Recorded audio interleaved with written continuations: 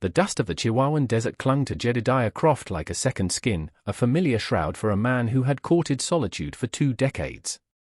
Today, however, a different kind of dust was anticipated, the kind kicked up by the stagecoach, the one supposedly carrying Martha, the woman who had answered his advertisement for a bride. He'd swept the porch of his small, weathered ranch house, even aired out the spare room, a hesitant hope warring with ingrained cynicism. He was an old man, he knew, his face a roadmap of sun-baked lines and sorrows. What would a woman want with him?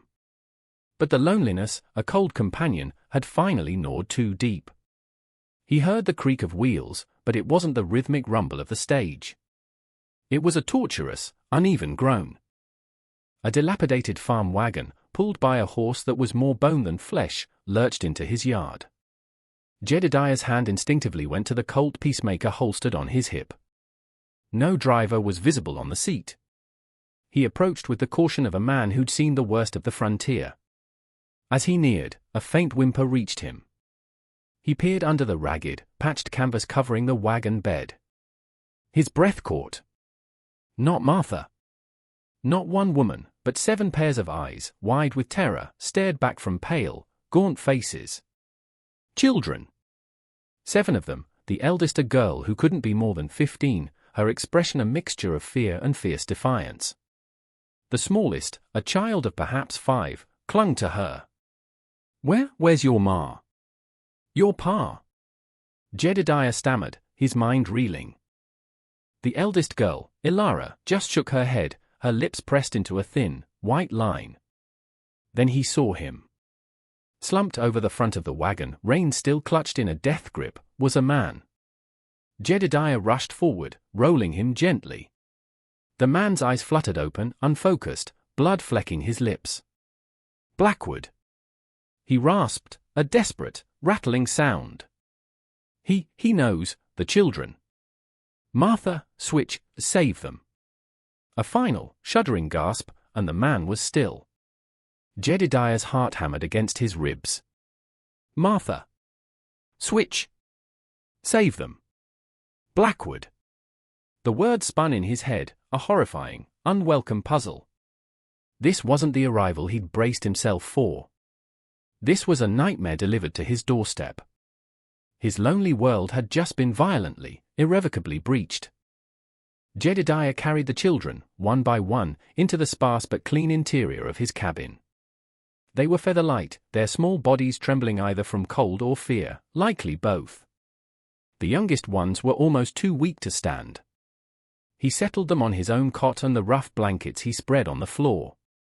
His mind, usually clear and methodical, felt like a stirred-up anthill. Martha wasn't coming. That much was clear. This man, whoever he was, had taken a desperate gamble, diverting from some unknown horror to bring these children here, to him. Why him? Was it just the destination Martha was supposed to reach? He found a near-empty sack of oats in the wagon, their only provision. Starving. His own stores were meager, he lived a lean life. But he had flour, some dried beans, a little jerky. He set about making a thin gruel, his large, calloused hands clumsy with the unfamiliar task of feeding so many small mouths. The silence in the cabin was thick, broken only by the scrape of the spoon in the pot and the occasional stifled sob from one of the younger ones. He thought of the town, of Sheriff Brody. It was a hard day's ride, maybe more with these children in their current state. Could they even make it? And what then? An orphanage? Brody was a good man, but the town was small, resources scarce. The eldest girl, Ilara, finally spoke, her voice raspy from disuse. He'll find us. Blackwood, her eyes, dark pools of premature wisdom, fixed on him. Jedediah felt a cold knot tighten in his stomach. He didn't know who Blackwood was, but the terror in her voice, in the dying man's last breath, painted a grim picture. He looked at their small, haunted faces, and a ghost stirred within him, the memory of his own Sarah, his own little Tom, lost to fire and fever so many years ago. The pain, usually a dull ache, sharpened. He'd been unable to save them. He cleared his throat, the sound rough. "You'll stay here," he said, the word surprising even himself. "For now." Get your strength back. His jaw was set. He took the dead man's body and buried him on a small rise overlooking the vast, empty plains, a solitary cross marking another forgotten soul. As he shoveled the dry earth, he felt the children's eyes on him. His quiet, ordered existence was shattered. A reluctant, unfamiliar sense of duty began to take root in the barren soil of his heart. He was no savior, but he couldn't turn them away. Not now. The next few days passed in a haze of unaccustomed domesticity. Jedediah taught Ilara how to knead dough for flatbread, how to tend the small fire. The younger children, initially as skittish as wild colts, slowly began to thaw under his gruff but consistent care. He found himself carving a crude wooden horse for the smallest boy, a silent apology for his initial gruffness. He saw a flicker of a smile on the boy's face, a fragile bloom in the desert of their fear. Jedediah knew this fragile peace couldn't last. The name Blackwood hung in the air like a storm cloud. He kept his rifle clean and loaded, his eyes constantly scanning the desolate horizon. It was late afternoon, the sun casting long, ominous shadows, when he saw them. 3 riders, moving with a confident, predatory purpose. Not townsfolk. Not prospectors. His blood ran cold. "Ilara," he said, his voice low and urgent. "Take the others. Root cellar. Now. And stay quiet, no matter what you hear." The girl nodded, her face instantly pale but resolute. She gathered her siblings like a mother hen, ushering them through the trapdoor hidden beneath a rug. Jedediah stepped onto the porch, his Winchester held loosely in his hand, his expression unreadable. The riders reined in a few yards from his cabin. The leader, a man with a cruel slit of a mouth and eyes like chips of ice, leaned forward on his saddle horn. This wasn't Blackwood, Jedediah guessed, but one of his curs. "Afternoon, old man," the leader, Pike, drawled, his gaze sweeping over the small cabin with disdain. "We're looking for some strays. 7 of them. Property of Mr. Silas Blackwood. You wouldn't have seen a wagonload of kids pass this way, now would you?" Jedediah met his gaze squarely. "Ain't seen anyone pass this way in weeks, 'cept the wind and the dust." Pike's lip curled into a sneer. "That so? Funny. We had word they were headed this direction.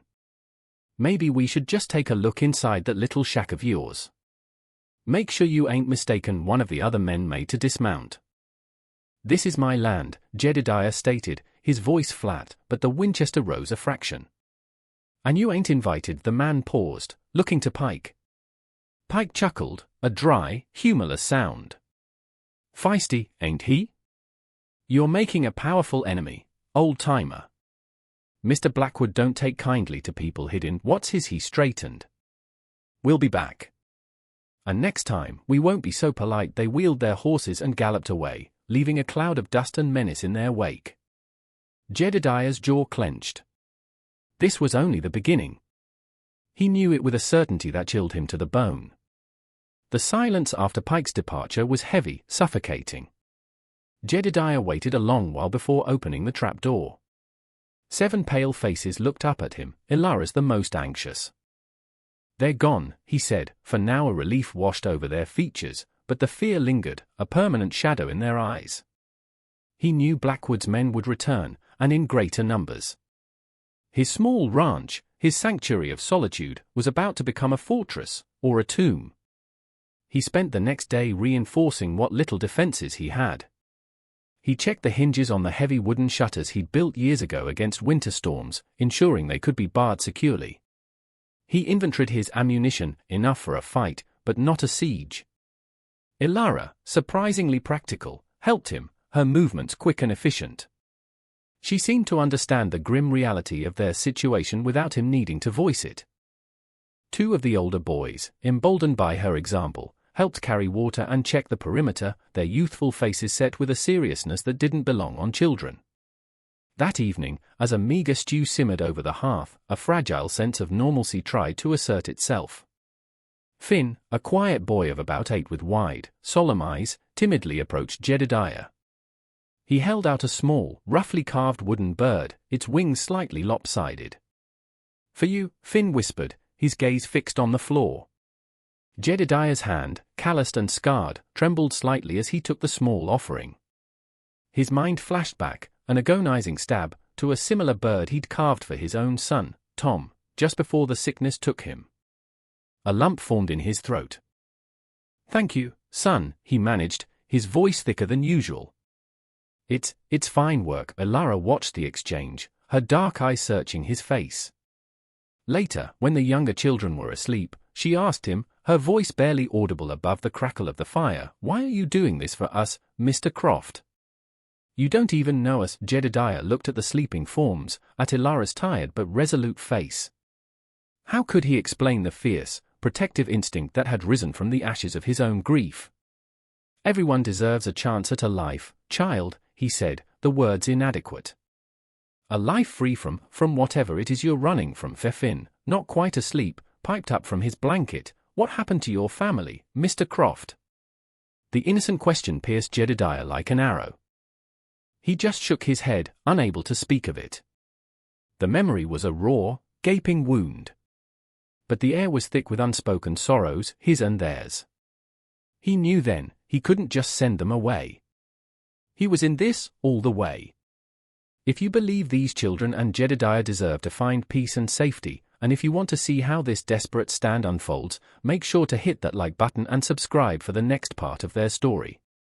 The relative quiet of the following days was a taut string, stretched to its breaking point. Jedediah knew he needed to understand the full extent of the danger they faced. He pressed Elara, gently but firmly. "This Blackwood," he began one morning, as they checked the water barrel, "is not just a rancher looking for lost hands, is he?" Elara's composure, usually so carefully maintained, finally crumbled. Her shoulders slumped, and a dry sob escaped her. She sank onto an upturned bucket, burying her face in her hands. Jedediah waited, his heart aching for her. After a few moments, she looked up, her eyes red-rimmed but shining with a desperate resolve. "He calls it a school," she said, her voice trembling. "Blackwood's Academy for Wayward Youth. But it's no school, Mr. Croft. It's a prison." She described a place of grinding labor, of meager food and cruel punishments. But it was worse than that. He sells us," she whispered, the words barely audible. "To rich men. For their amusement. For work in mines where no one else will go. Some of the girls, they don't come back the same." Jedediah's blood ran cold. He'd seen evil in his life, but this was a depravity that sickened him to his core. Then came the true reveal, the crux of their desperate flight. Elara reached into the folds of her worn dress and pulled out a small, leather-bound ledger. It was stained and battered, but its contents were explosive. "I worked in his office sometimes, cleaning," she explained, her voice gaining a steely edge. "I learned to read the numbers, the names. This book, it has everything. Dates, amounts, names of the children, names of the buyers. Some of them, they're important men. From back east, even. This is why he can't let us go. It's not just us he wants back, it's this ledger." She held it out to him. "Information as a weapon." Jedediah took it, his hand surprisingly steady. The stakes had just been raised to a terrifying new level. These children weren't just fleeing abuse, they were carrying the evidence that could destroy a powerful, ruthless man and his entire network. His decision to shelter them had been instinctual. Now, it was a conscious stand against a darkness that threatened to engulf them all. The ghosts of his past whispered to him, not of sorrow, but of a fierce, righteous anger. He had been helpless then. He would not be helpless now. "He'll come," Elara said, her eyes meeting his. "He'll kill us all to get it back." Jedediah nodded slowly, his gaze hardening. "Let him try." The attack came with the grey light of dawn, a silent, creeping menace materializing from the plains. Jedediah, who had barely slept, saw the first glint of movement from his small lookout in the loft. It wasn't just Pike and his thugs this time. There were at least a dozen riders, fanning out, their approach disciplined, ominous. And at their head, a man on a tall black horse, dressed in dark, expensive-looking clothes that seemed out of place in the rugged landscape. Silas Blackwood. Jedediah's heart hammered against his ribs, a familiar drumbeat of impending conflict. He woke Ilara. "They're here. Get the children to the cellar. Bar the door from the inside. And stay there." Her face was grim, but she nodded, a silent understanding passing between them. He watched her rouse her siblings, their small, sleepy faces quickly filling with renewed terror. The sounds of their descent into the cellar were muffled, final. Jedediah took his position by the main window, the Winchester feeling like an extension of his arm. Blackwood reined in his horse just out of easy rifle range. His voice, when it came, was not the rough bark of his henchman, but cultured, smooth, and utterly chilling. "Jedediah Croft." The name echoed across the still morning air. "I know they are in there. The girl, Ilara, and the others. And my property, the ledger she stole. Send them out, along with the book, and I might be inclined to overlook your interference." Jedediah's jaw clenched. He sighted down the barrel of his rifle. "They're not for sale, Blackwood," he yelled back, his voice raw. "And this is my land. Get off it, or be carried off it." The reply was a sharp crack of a rifle from Blackwood's line, the bullet thudding into the wooden frame beside Jedediah's head. The siege had begun. Gunfire erupted from both sides, the quiet solitude of Jedediah's ranch shattering into a maelstrom of violence. He fired methodically, aiming carefully, making each shot count. 2 of Blackwood's men cried out and fell from their saddles. But they were many, and he was one. Bullets tore through the thin walls of his cabin, splintering wood, kicking up dust. From a small, shuttered opening near the floor, Ilara's voice, surprisingly steady, called out, 2 men trying to circle towards the barn, "Mr. Croft. On your left." She was his eyes where he couldn't see. Then, a new horror. One of Blackwood's men, under covering fire, managed to toss a burning torch onto the dry roof of the small barn. Flames licked upwards, smoke beginning to billow. Panic, cold and sharp, flickered in Jedediah's eyes, a searing flashback to another fire, another loss, a helplessness that had haunted his nightmares for years. He grit his teeth. Not again. Jedediah fought with the ferocity of a cornered wolf, every movement honed by years of frontier survival. He knew Blackwood's men were trying to draw him out, to divide his attention between the house and the burning barn. The smell of smoke was acrid, a painful reminder of his deepest trauma. He couldn't let that fire take hold. The barn held his few animals, his meager winter stores. But if he left the cabin, the children would be vulnerable. From the cellar, Ilara must have smelled the smoke or seen the glow through a crack. "The barn, Mr. Croft." "It's burning badly," she cried out, her voice tight with alarm. Before Jedediah could respond, he heard her issuing quiet, urgent commands to the older boys, Finn and Matteo. "Water buckets. The well pump is at the back of the house. Stay low." He risked a glance through a rear peephole. To his astonishment, under the chaotic cover of the gunfight, the 2 boys, no older than 10 and 12, darted from the cellar's hidden rear exit, grabbed the old buckets, and began working the rusty hand pump. They were terrifyingly exposed, but they worked with a desperate urgency, sloshing water towards the burning structure. Jedediah's covering fire became more intense, trying to keep Blackwood's men pinned down, away from that side of the house. It was a small, desperate act of courage, but it bought them precious time, dousing the nearest flames, preventing the fire from immediately engulfing the entire structure. Blackwood, seeing his attempt to burn them out partially thwarted by children, let out a roar of pure fury. "Useless curs! Burn the main house down if you have to. I want them out, or dead." The hail of bullets against the cabin intensified. Wood splintered around Jedediah. A searing pain shot through his left arm as a bullet grazed him, drawing blood.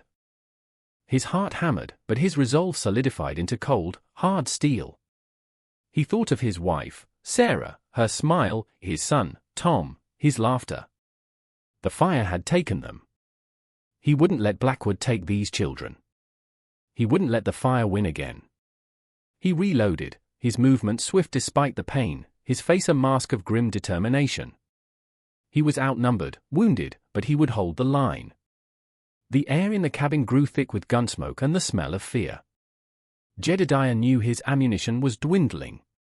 Blackwood's men, sensing a weakening in his return fire, grew bolder. 3 of them made a concerted rush for the front door, axes in hand, intending to smash their way in. It was a desperate moment. Jedediah aimed, but he couldn't get a clear shot at all of them. Suddenly, a sound pierced the din of battle, a high-pitched, almost inhuman shriek. It came from under the main bed, where little Lily, the youngest, had been hiding, a tiny ball of terror. But this wasn't a scream of fear alone, it was a sound of such pure, unadulterated distress that it momentarily startled the attackers at the door. They hesitated for a split second, their axe strokes faltering. That tiny pause was all Jedediah needed. His Winchester barked twice, and 2 of the men crumpled, the third scrambling back for cover, unnerved. In that same instant, Ilara, seeing the attackers momentarily disoriented, acted with incredible presence of mind. She unbarred a small window shutter just enough to be heard, her voice clear and surprisingly loud. "Blackwood! I have your ledger right here. All your secrets." She held up the small leather-bound book, waving it slightly so the sunlight caught it. "Call off your dogs, or I'll start reading out the names. Names I'm sure some of your own men would find interesting." Blackwood's cold voice cut through the air. "Don't you dare damage that book, girl. Get her. Get that ledger." His focus, and that of his remaining men, shifted. They wanted the ledger intact, and Ilara had just made herself their prime target. It was a dangerous gamble, but it changed the attackers' tactics. They became reckless in their attempts to reach her window, exposing themselves. Jedediah, conserving his last few rifle rounds, took grim advantage. Each shot found its mark. The odds were slowly, painfully, beginning to shift. He glanced at Ilara, a flicker of pride, of profound respect in his weary eyes. These children, they weren't just victims, they were survivors, fighting with a courage that shamed grown men. A tense quiet fell over the ranch, punctuated only by the groans of the wounded and the distant crackle of the still smoldering barn. Most of Blackwood's men were down, dead or too injured to fight. Only Blackwood himself and Pike, his cruel-faced lieutenant, remained, taking cover behind the upturned wagon. "This isn't over, Croft!" Blackwood shouted, his voice hoarse with rage and frustration. "You can't protect them forever. I'll hunt you to the ends of the earth for what's mine." Jedediah leaned heavily against the wall, his wounded arm throbbing, his body screaming with exhaustion. He looked at the children, who had crept out from the cellar, their faces smudged with dirt and streaked with tears, but their eyes fixed on him with a mixture of fear and awe. Ilara knelt beside him, trying to staunch the bleeding from his arm with a strip of cloth. It was in that moment, in the fragile quiet between storms, that the words finally came, tumbling out of Jedediah, raw and unbidden. "I had a son," he said, his voice raspy, his gaze distant, fixed on young Finn, who looked so much like his Tom. "He was about your age, Finn. And a daughter, Lillian, a little younger than you." Ilara, his voice choked. "There was a fire. A fever swept through first, then the fire. I was away, trading pelts. Came back to smoke." And silence, the guilt, the crushing weight of his failure to protect them, had been his constant companion for 20 years. "I couldn't save them," he whispered, the admission tearing through him. "I wasn't there." Ilara's small hand tightened on his uninjured arm. "You're here now, Mr. Croft," she said softly. "You saved us." Her words, simple and true, were like a balm to his old, festering wound. Suddenly, Blackwood made his move. Using the lingering smoke from the barn as cover, he and Pike charged. Pike came first, a wild yell on his lips, pistol blazing. Jedediah, reacting on pure instinct, pushed Ilara down, raised his own heavy Colt, and fired. Pike stumbled, spun, and fell heavily, his shot going wide. Then Blackwood was there, appearing through the haze, his face a mask of demonic fury, his gun leveled directly at Ilara, who was scrambling to her feet. Without a second thought, Jedediah threw himself sideways, shoving Ilara clear.